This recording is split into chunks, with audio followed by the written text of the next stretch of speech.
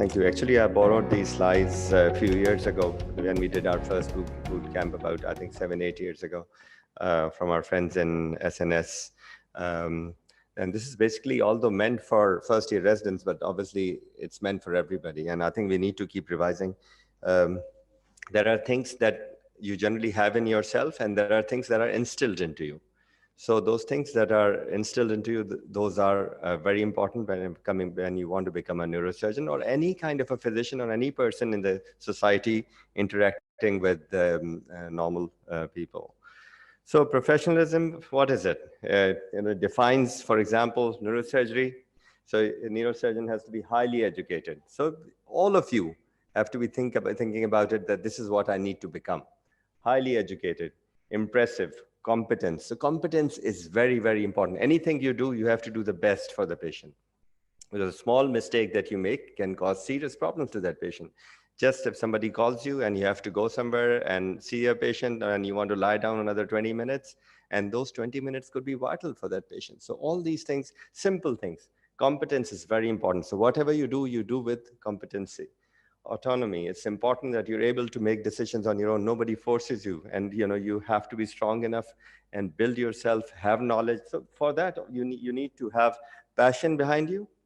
And neurosurgery is all about passion. If you want to do it, you have to dedicate your life to it. It's not that you want to give up everything else, but at the same time, you need to have a balance. But when you are in training, you have to have all this. You have to have a comfortable salary. If you don't have a comfortable salary, you can't concentrate. I think this is an essential part as well. Um, you need to be creative. If I tell you to go and do something, think about it. Why am I doing it? Why can't I do it some other way? And if you think you can, just talk to the boss. So all my residents know, anytime I'm doing a case, I ask them, what do you think I should do here? And they tell me we can do it this way. And if I think they're right, I would go that way. So that's the way to do it. You have to learn from each other. And this is, you have a case tomorrow, you have to read up. Every case that's next day, you have to read up. You know that you have to prepare some kind of slides. For example, you have an anatomy session.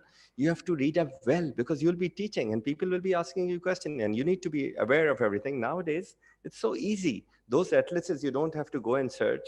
In front of a computer, you don't have to sit for hours. You have all these beautiful 3D images on anatomy. So it's very, very important that you think intellectually, become creative, trust, being truthful. There is nothing else. If one thing you have to instill in yourself is being truthful. You have to be truthful to your seniors, juniors, your patients, everybody that you come in contact. If you make a mistake, you have to be truthful. If something goes wrong, you have to be truthful.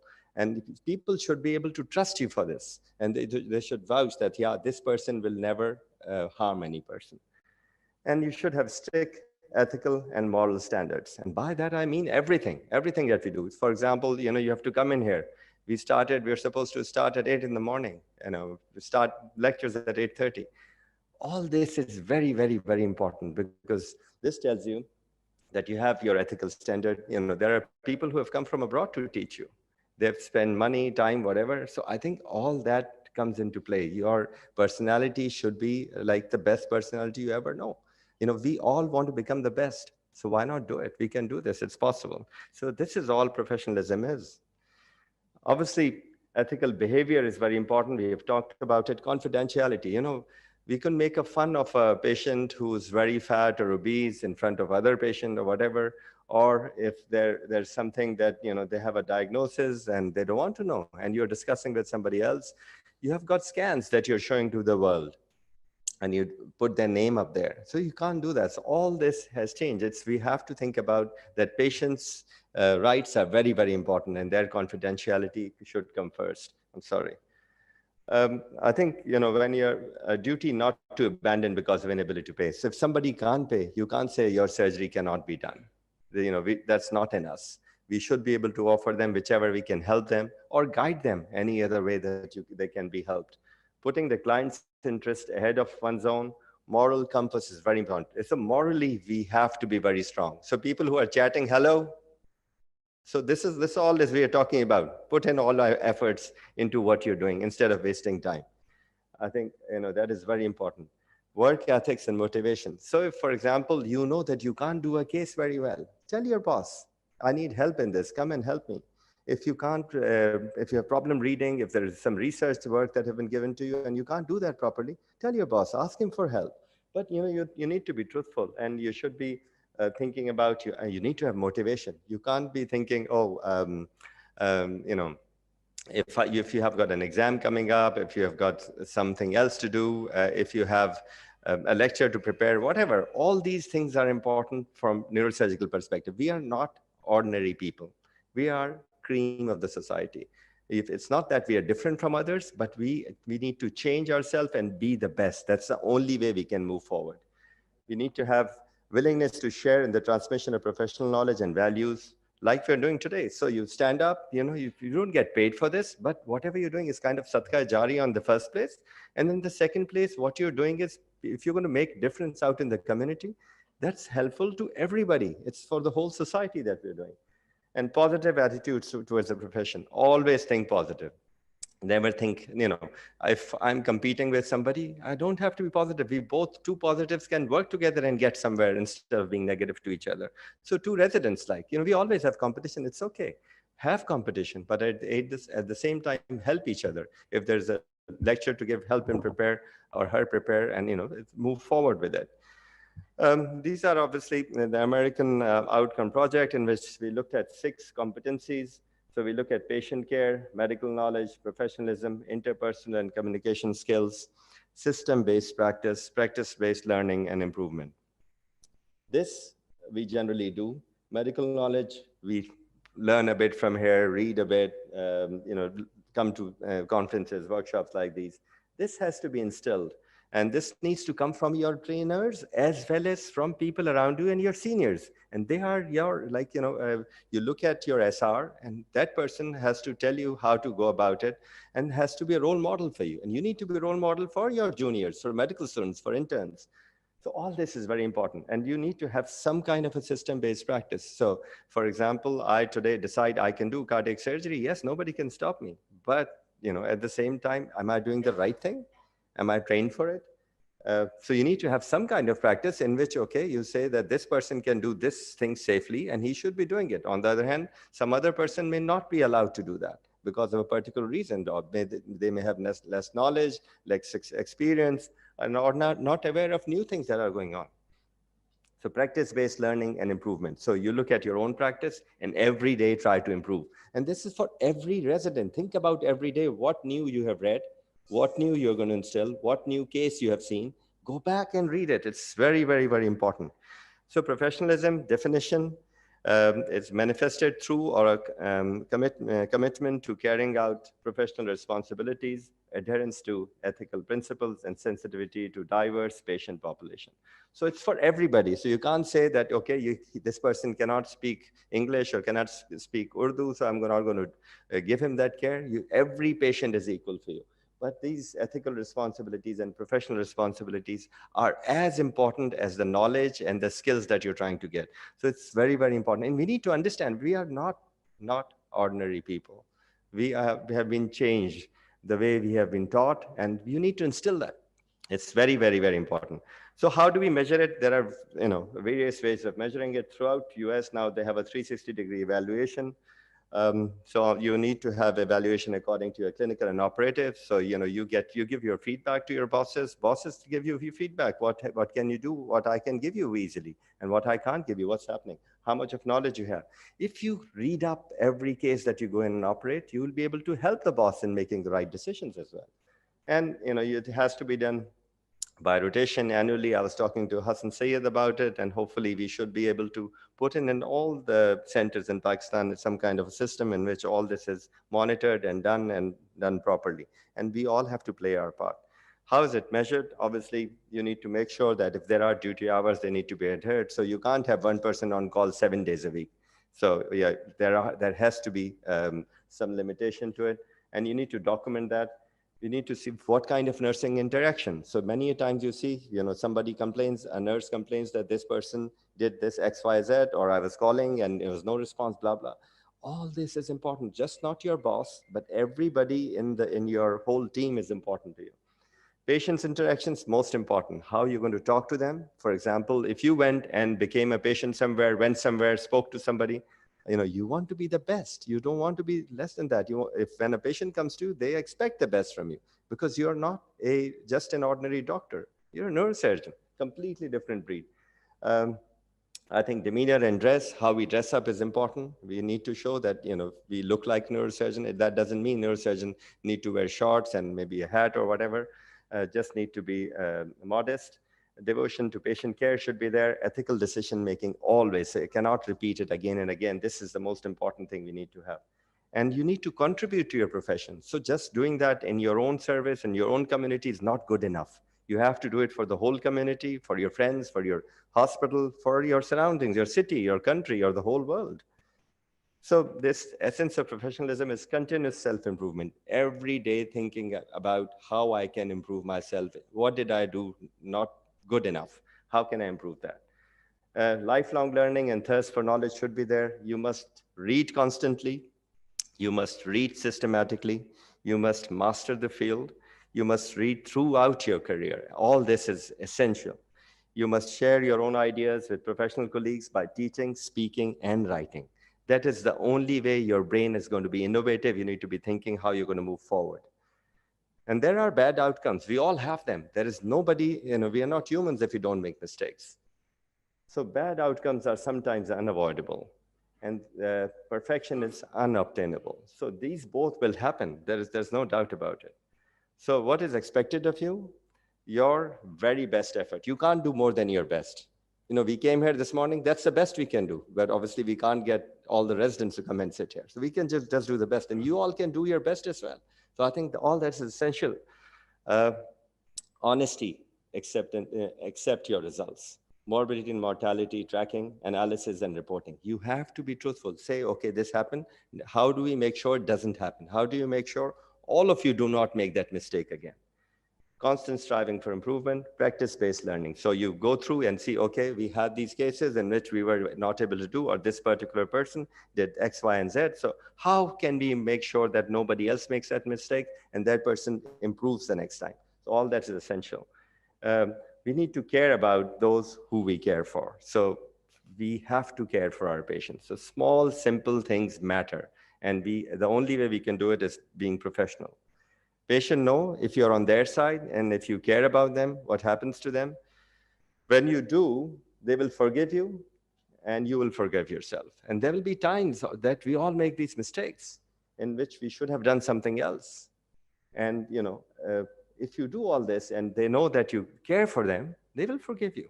So anytime you have a patient, think of them as your own. That is paramount.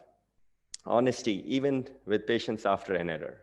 Yes, involve your superiors for the experience in sensitive patients communication. So if there's an issue, get your colleagues to help you, get a senior to help you, but always make sure you're on patient's side. That is very important for us.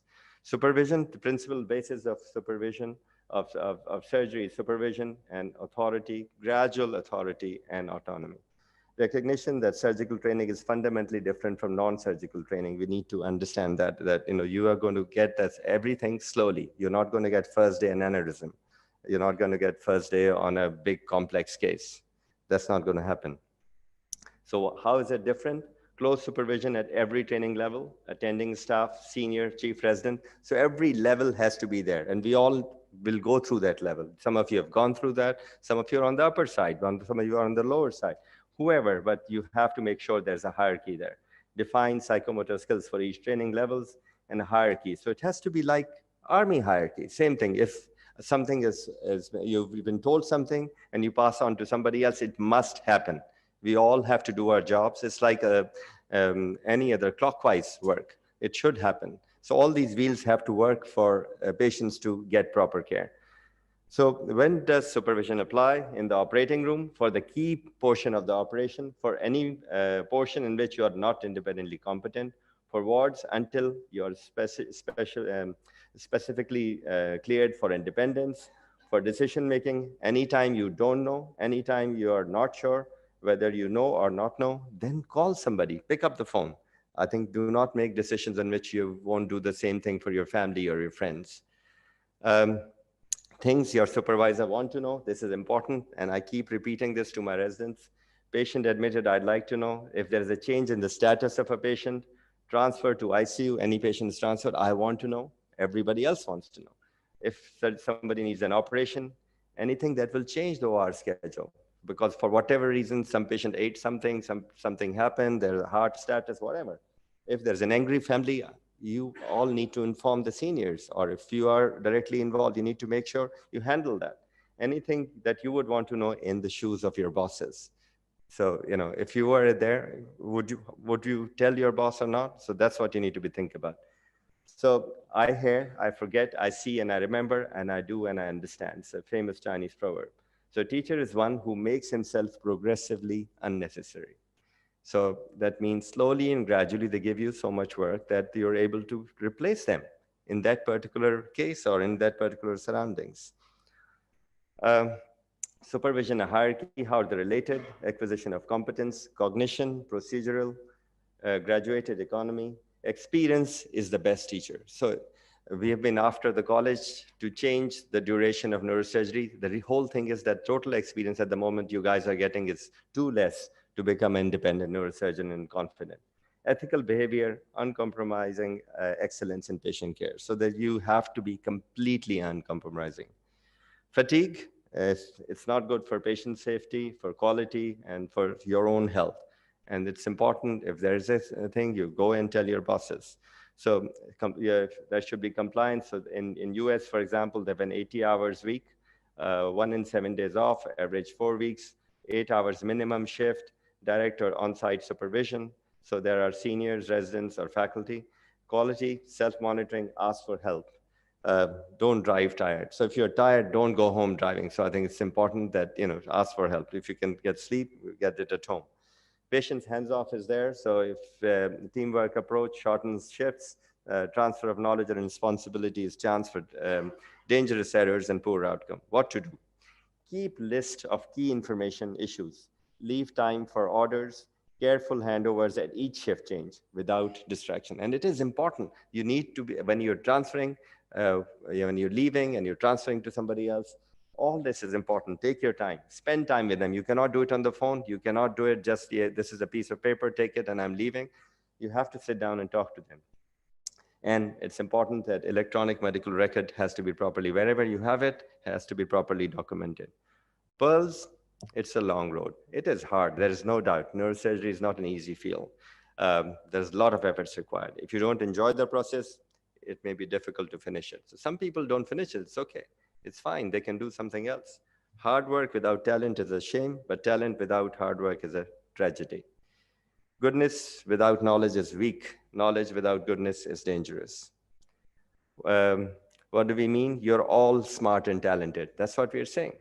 We are asking for diligence and humanity. There is nothing more than that. That's all you need to do. You're about to enter the most exciting profession in the world. How did you come to decide to be a neurosurgeon? Every neurosurgeon has a story why they became a neurosurgeon.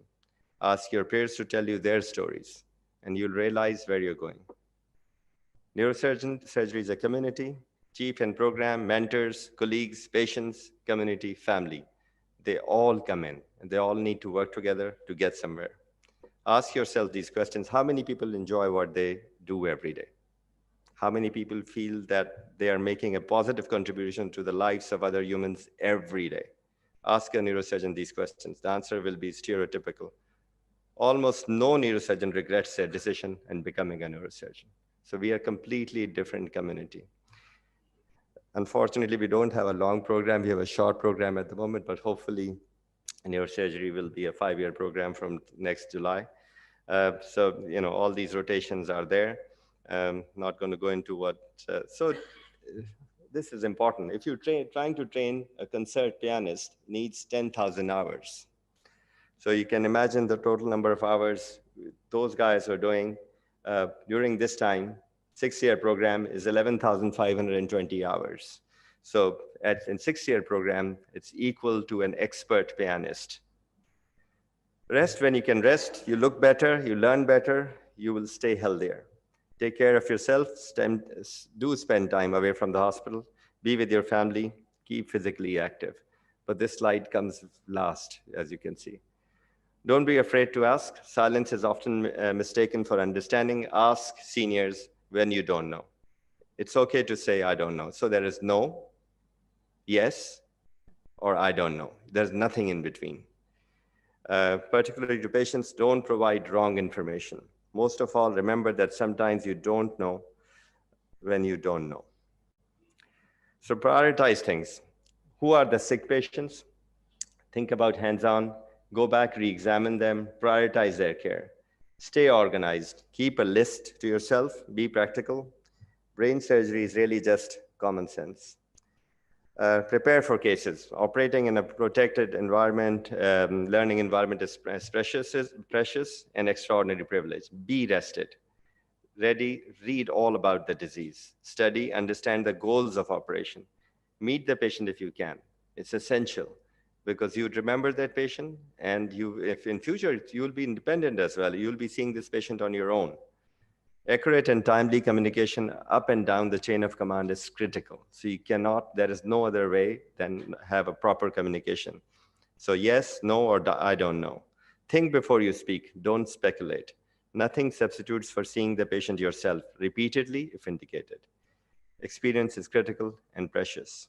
Always listen. You're not expected to know everything, but you're expected to learn. Always keep your composure. Avoid becoming argumentative with your superiors, peers, or others. Education, ultimately, your success depends upon your willingness to share knowledge. Think about it, teach, think how you can improve. Positive professional relationship will allow you to excel and help your patients. Don't come with problems, come with solutions. Neurosurgery is defined by the need and the ability to get it done. The buck stops with you. So take one day at a time. Better is possible. It does not take genius. It takes diligence. It takes moral clarity. It takes ingenuity. Above all, it takes a willingness to try. Thank you.